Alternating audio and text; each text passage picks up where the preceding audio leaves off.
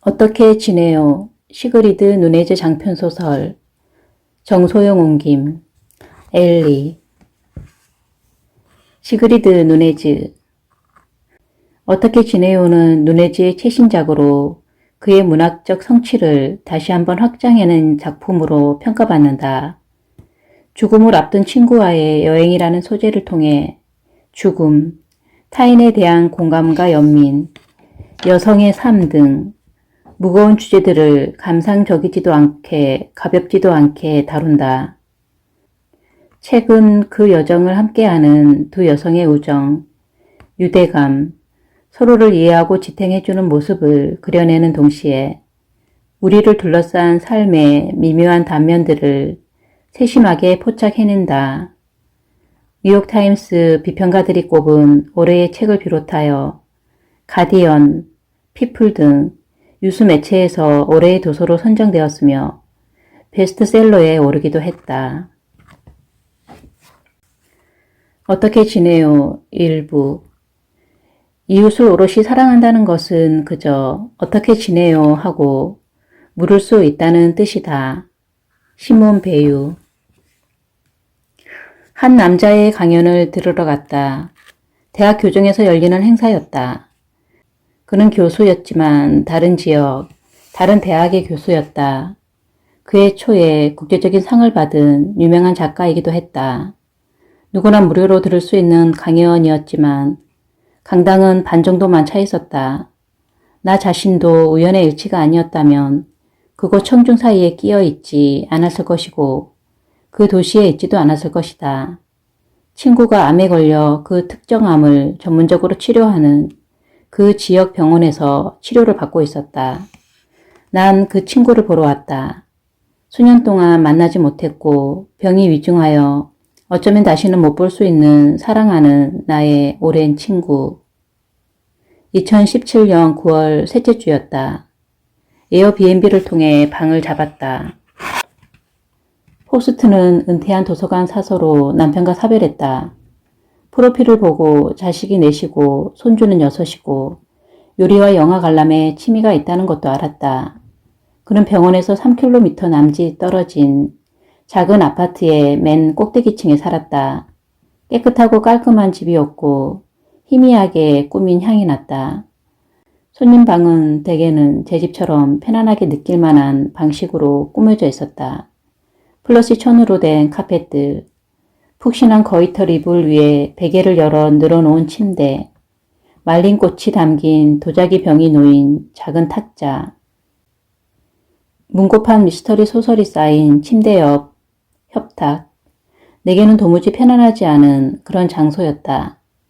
사람들이 대체로 아늑하다고 할 법한 장소가 누군가에는 숨이 막히기도 한다. 고양이가 한 마리 있다고 했는데 그런 흔적은 전혀 보이지 않았다. 나중에 그곳을 떠나기 직전에야 내가 예약하고 도착하는 사이에 고양이가 죽었다는 사실을 알았다. 그 소식을 퉁명스럽게 툭 던지고는 곧장 화제를 돌렸기 때문에 자세히 물어볼 수도 없었다. 사실 물어보려던 것도 그의 태도에 그래줬으면 하는 분위기가 있었기 때문이었다. 문득 그렇게 화제를 돌린 것이 감정이 복받쳐서가 아니라 내가 나중에 불평을 남길까 걱정되어서였을지도 모른다는 생각이 들었다. 기분 울적해지게 호스트가 죽은 고양이 얘기를 너무 많이 함. 에어비앤비 사이트에서 늘 보이는 그런 후기. 주방에 차려둔 간식을 먹고 커피를 마시며 숙박객을 위해 시내에서 열리는 행사 광고를 붙여놓은 코르크판을 살펴보았다. 일본 파나 전시, 공예 박람회, 순회 중인 캐나다 무용단, 재즈 페스티벌, 카리브해 문화 페스티벌, 이곳 경기장의 경기 일정, 시 낭독 공연, 그리고 그날 밤 7시 반 그 작가의 강연이 있었다. 사진 속 그는 냉혹해 보인다. 아니, 냉혹하다는 너무 냉혹하다. 근엄하다고 하자. 나이 들어가는 백인 남자들이 일정한 나이에 이르면 갖게 되는 그 인상. 순백색 머리칼, 부리 모양의 코, 얇은 입술, 날카로운 시선, 맹금류를 닮은 도무지 마음이 가지 않는 꼭 와서 제 이야기를 들어주세요. 부디 와주시면 좋겠어요. 도무지 이런 말은 할 것 같지 않다. 구보다는 이런 식에 가깝다. 명심해. 내가 당신보다 아는 게 훨씬 많아. 그러니 내 말 새겨들어. 그러면 뭐가 뭔지 좀 알게 될 테니. 한 여자가 그를 소개한다. 그에게 강연을 부탁한 학과장이다. 익숙한 유형의 여성이다. 매력 넘치는 학자, 지적인 요구, 똑똑하고 고등교육도 받았지만 페미니스트이고 힘있는 자리에 있는 여성이기도 하지만 자신은 결코 촌스럽게 옷을 입지도 않고 따분한 공부벌레이거나 무성적인 드센 부류도 아님을 알리려고 길을 쓰는 그런 사람. 그러다가 특정한 나이를 넘어서면 어떻게 될까? 딱 달라붙은 치마와 굽 높은 신발, 빨갛게 칠한 입술과 염색한 머리. 그 모든 것이 난 아직 섹스할 만한 여자야 라고 주장하고 있다. 노상 배를 고를 것이 뻔한 마른 몸매. 그런 여성들의 머릿속에는 프랑스에서는 지식인도 섹스 심벌이 될 수 있다는 생각이 안타까울 만큼 자주 떠오른다. 이런 여성들은 어린 시절에 시달린 기억이 있다. 외모 때문이 아니라 좋은 머리 때문에. 남자들은 안경 쓴 여자들에게 수작을 걸지 않는다는 말은 사실 똑똑한 여자, 책을 좋아하는 여자, 수학 선수, 과학에 빠진 공부벌레들을 겨냥한 말이었다. 시대는 변화한다. 지금 안경을 좋아하지 않는 사람이 어디 있나. 자기는 똑똑한 여자에게 끌린다고 의수대는 남자들이 얼마나 흔한가. 혹은 최근 한 젊은 배우가 공유한 글은 이러했다. 내가 큰 여자의 말로 가장 섹시한 여자다. 고백하건대 그 말을 듣고는 눈을 얼마나 찢었던지 다시 제자리로 돌아오게 하려고 머리를 획 젖혀야 했다. 토스카니니가 리허설 도중 한 소프라노에게 너무 짜증이 난 나머지 소프라노의 커다란 가슴을 움켜쥐며 이게 두뇌라면 얼마나 좋겠어 라고 소리쳤다는 일화 같은 게 사실일 리 없지 않은가. 그러고는 이런 말이 생겼다. 남자는 엉덩이가 뚱뚱한 여자에게 수작을 걸지 않는다. 남자와 여자가 강연 후 을에 이어지는 학과 만찬 자리에 앉아있는 모습이 훤히 보인다. 남자가 명성을 생각하면 이 근방에서 가장 값비싼 식당에서 준비한 훌륭한 만찬일 테고 거기서 두 사람은 나란히 앉을 것이다. 당연히 여자는 한담 말고 무척 진지한 대화를 바랄 것이고 어쩌면 약간의 희롱도 기대하겠지만 남자의 관심이 줄고 식탁 저 끝에 앉은 대학원생에게 쏠리는 바람에 그렇게 되기는 어려울 것이다. 남자의 안내를 맡았고 장소를 이동할 때마다 동행하며 그날 저녁 식사 자리에서 호텔로 수행하는 임무까지 맡게 된 그 대학원생은 고작 와인 한 잔 마셨을 뿐인데 자꾸만 자신에게로 향하는 그의 시선을 갈수록 대담하게 맞받는다. 그 일화는 사실일지도 모르겠다. 구글 검색을 해봤다.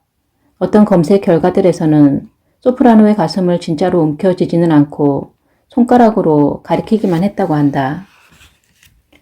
빠질 수 없는 절차로 연사의 공적이 나열되는 동안 남자는 시선을 내리깔고 겸손한 척하며 마음이 불편한 듯 인상을 쓴다.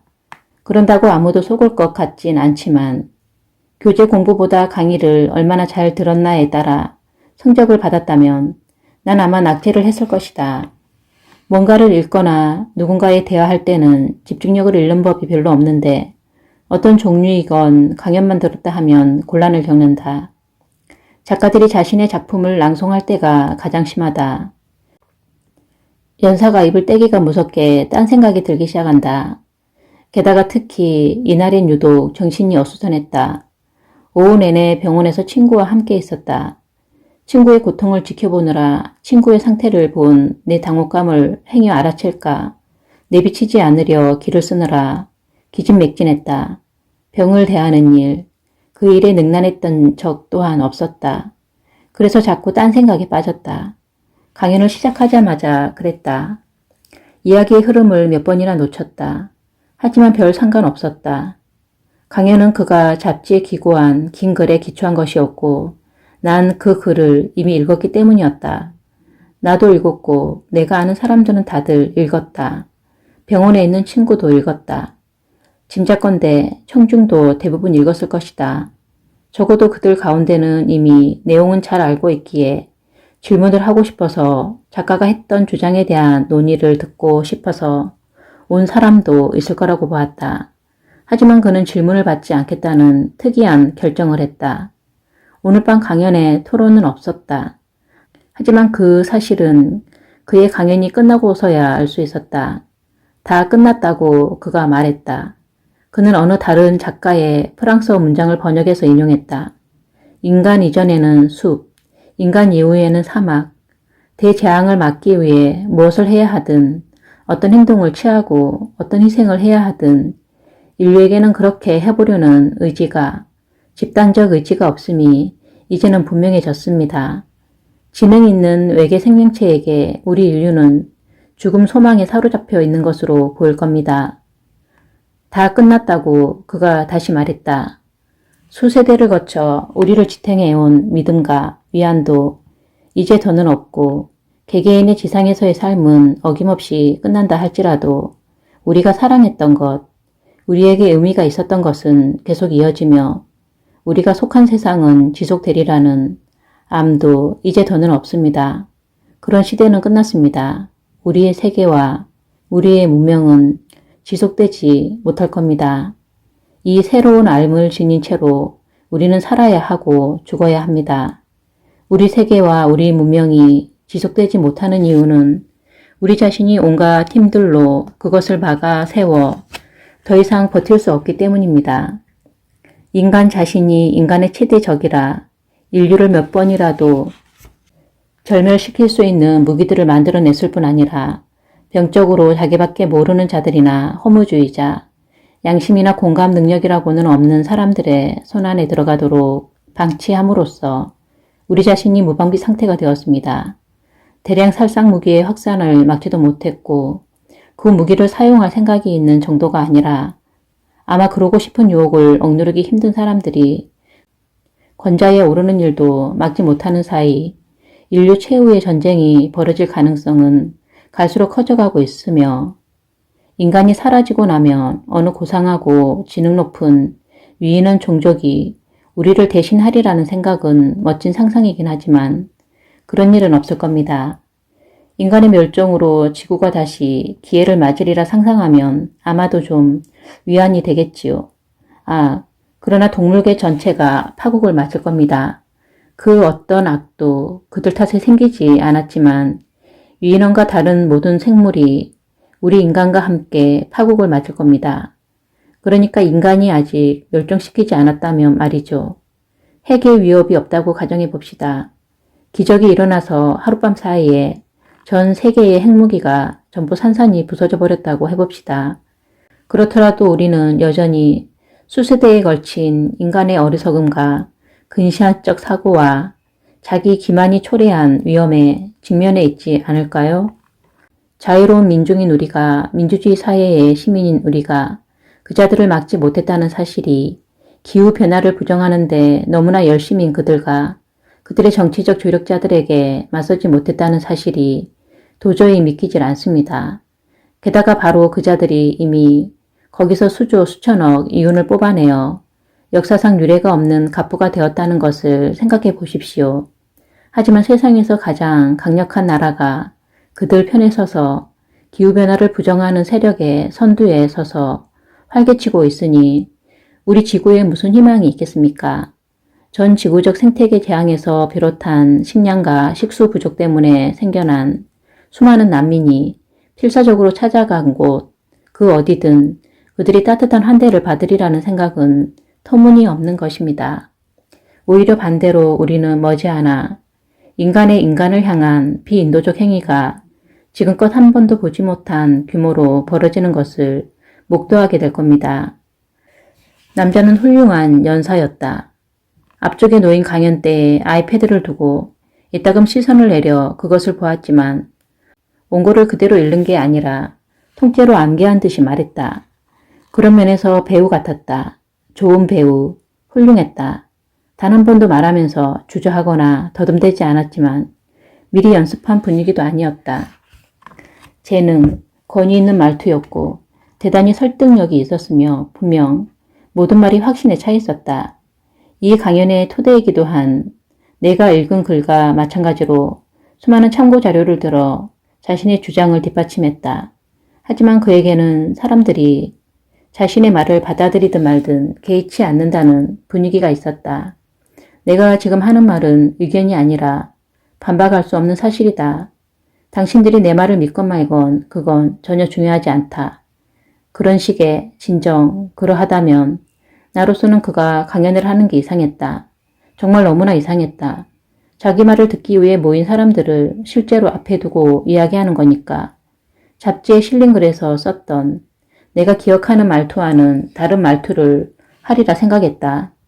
이 자리에서는 그래도 뭔가가 낙관적인 것까지는 아니더라도 적어도 어차피 완전한 파멸이라는 예언이 아닌 뭔가가 있을 줄 알았다.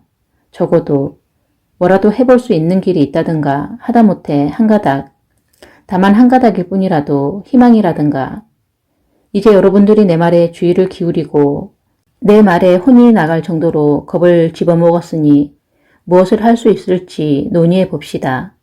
이런 식으로 그게 아니라면 굳이 왜 우리를 앞에 놓고 강연하는 건가요, 선생님? 청중석에 앉은 다른 사람들도 분명 그런 심정이었을 거라 본다. 사이버 테러리즘, 바이오 테러리즘, 불가피하게 또다시 닥쳐올 팬데믹, 그에 대해 역시나 불가피하게 우리는 전혀 대비되어 있지 않다고 그가 말했다.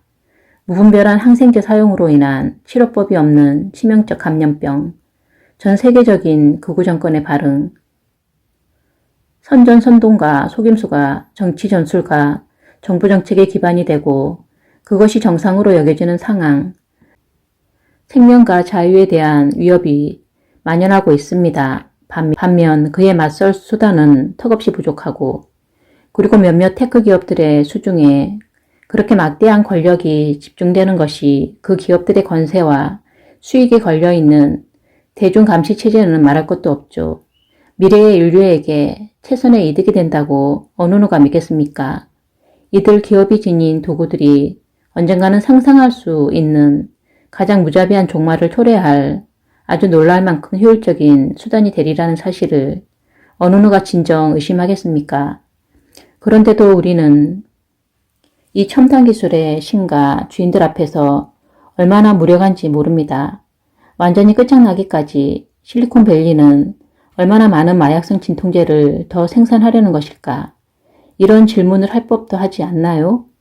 어디에서든 추적하고 끊임없이 윽박을 지르고 우리 속 동물이나 되는 듯이 푹푹 찔러대는데 개인에게 그러지 말라고 할 선택지조차 더 이상 허용되지 않은 체제가 되었을 때 우리의 삶은 과연 어떠할까요? 다시 말하지만 소위 자유를 사랑한다는 민족이 어떻게 이런 일을 용납할 수 있는 겁니까? 왜 사람들은 감시 자본주의를 떠올리기만 해도 분노가 치밀지 않나요? 빅테크 기업에 너무 겁을 먹어 정신이 나가버린 건가요? 인류의 멸망을 연구하던 외계인이 어느 날 이렇게 결론을 내릴지도 모릅니다. 그들은 자유를 감당할 수 없었다. 차라리 노예가 되고자 했다. 그가 말하는 것을 듣거나 본 적 없이 그가 쓴 글만 읽은 사람이라면 아마 그날 밤 실제 그의 모습과는 꽤 다른 모습을 상상했을 것이다. 단어와 그 의미와 끔찍한 사실들로 미루어 아마 꽤나 격한 모습을 보이리라 상상할 것이다. 이렇게 차분하고 운율이 실린 문장들이 아니라 이 냉철한 가면이 아니라 딱 한 번 감정이 순간 이는 것을 보았다. 동물에 대해 말을 하다가 약간 목이 맸던 것이다. 인간에 대해서는 일말의 동정심도 없는 듯 했다. 말을 하는 사이사이 시선을 들어 강연대 너머 청중을 맹금류의 눈초리로 훑었다. 나중에서야 그가 왜 질문을 받고 싶지 않았는지 이해할 수 있었다. 물지각한 발언을 한다든가 지금까지 한 이야기를 전혀 듣지도 않았음이 분명한 엉뚱한 질문을 하는 사람이 전혀 없는 질의응답 시간을 본 적 있는가? 저 연사로서는 이런 주제의 강연을 한 후 그런 일들은 견딜 수 없었을 것이다. 자기도 모르게 역정을 낼까봐 걱정됐을 수도 있다. 분명 분노가 있었으니까 억제된 냉정함 아래로 그것이 감지되었다. 깊숙이 화산처럼 부글거리는 감정, 표출하기로 하면 그 감정은 그의 머리끝에서 뿜어져 나와 우리 모두를 잿더미로 만들 것이었다. 청중의 태도에는 뭔가 이상한 점이 있었다. 기이하기까지 했다. 자신들의 미래를 그렇게 암울하게 그려 보여주는데 자식 세대의 미래는 더 암울하다는데 그토록 온순하다니. 자연의 질서가 처참하게 뒤집히면서 처음에는 젊은 세대가 나이 든 세대를 부러워하고 그에 따르면 이 단계는 이미 진행 중이다. 그 다음에 살아있는 사람들이 죽은 사람들을 부러워할 시대를 그리고 있는데 그런 게 아닌 듯이 그렇게 차분하고 공손하게 경청하는 모습이라니. 이게 갈채를 보낼 일인가 싶지만 우리가 한 일이 바로 그거였다. 그러지 않으면 더 이상하기 때문이었을 수도 있지만 그런데 지금 얘기가 너무 앞서가고 있다. 박수갈채를 받기에 앞서 강연을 끝내기 전에 그가 어떤 말을 꺼내는 바람에 사실 청중의 그 잔잔한 표면에 잔물결이 일었다. 청중 사이에 웅성거림이 퍼지고 사람들이 자리에서 들썩거렸다. 몇 명인가는 고개를 절레절레 젓는 것도 보였고 내 뒤쪽 어딘가에 어떤 여자의 신경질적인 웃음소리도 들렸다. 다 끝났다고 그가 말했다. 너무 늦었습니다. 우리는 너무 오래 미적거리기만 했습니다. 우리가 저질러온 참담한 실수들을 제 시간에 만회하기에는 우리 사이는 이미 너무나 파편화되었고 제 기능을 하지 못합니다. 게다가 어쨌든 사람들은 여전히 관심을 보이지 않으니까요. 해마다 기상이변이 일어나도 전 세계에서 100만 종의 동물이 멸종할 위험에 놓여도 환경 파괴가 나라의 주요 관심사로 떠오르는 법은 없지요. 게다가 최고의 교육을 받은 가장 창의적인 계층의 수많은 사람들이 독창적인 해결책을 내주리라는 기대를 걸 만한 그 사람들이 기대에 부응하기는커녕 초연함, 순간에 집중하기, 주어진 환경을 있는 그대로 받아들이기, 세속적인 걱정거리 속에서 평정을 유지하기 따위에 개인적인 치유법과 유사 종교 행위에나 파묻혀 있으니 얼마나 서글픈 일입니까? 이 세상은 한가 그림자이고 사치일 뿐 아무것도 아니다. 이 세계는 실제가 아니니 이 환영을 실제 세계로 착각하지 말라. 자기 돌봄, 일상의 걱정에서 벗어나는 것, 스트레스를 피하는 것, 이런 것들이 우리 사회의 궁극의 목표가 되어버렸습니다. 분명 사회 자체를 구원하는 것보다 더 중요해졌지요. 마음 챙김을 향한 열광 역시 주의를 딴 곳으로 돌리는 또 다른 수단에 불과합니다. 당연히 우리는 스트레스를 받아야 합니다. 완전히 두려움에 사로잡혀야 합니다. 마음 챙김 영상은 물에 빠져 죽을 사람이 평정심을 유지하는데 도움이 될지는 모르지만 타이타닉호를 바로잡기 위해 할 수 있는 일은 아무것도 없습니다. 파멸을 막을 수 있는 시기적절한 행동은 내면의 평화를 얻으려는 개인의 노력도 아니고 서로에게 공감하는 태도도 아닙니다. 그보다는 임박한 파멸에 대한 광적이면서 과도한 집단적 집착입니다. 어마어마한 규모의 고통이 우리 앞에 놓여 있다는 것을 부정하거나 그것을 모면할 수 있다고 생각해봐야 아무 소용없습니다. 그러면 우리는 어떻게 살아야 할까요?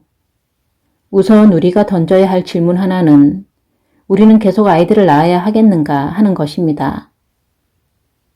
분명히 말하지만 지금 임신한 여성들이 모두 임신 중지를 고려해야 한다는 뜻이 아닙니다. 당연히 그런 말이 아닙니다. 제 말은 수세대 동안 인류가 해왔던 식의 가족 계획이라는 개념을 제고할 필요가 있다는 겁니다. 그 아이들이 사는 동안 지구가 전혀 살 수 없는 곳이 되진 않더라도 황량하고 무시무시한 곳으로 변할 가능성이 농후한데 그런 세상으로 한 인간을 불러내는 일이 어쩌면 잘못일지도 모른다는 말입니다. 그런 위험이 전혀 안 보인다는 듯이 그럴 가능성이 거의 없거나 전혀 없는 듯이 행동하는 일이 이기적이진 않은지 어쩌면 심지어 비도덕적이고 잔인하진 않은지 묻고 싶습니다. 게다가 세상에는 이미 존재하는 위협으로부터 보호받기를 절박하게 바라는 아이들이 이미 수없이 많지 않나요? 지금 수백만, 수천만 명이 온갖 인도주의적 위기로 고통받는데 다른 수백만, 수천만 사람들은 그저 눈을 감아버리기로 하지 않았나요?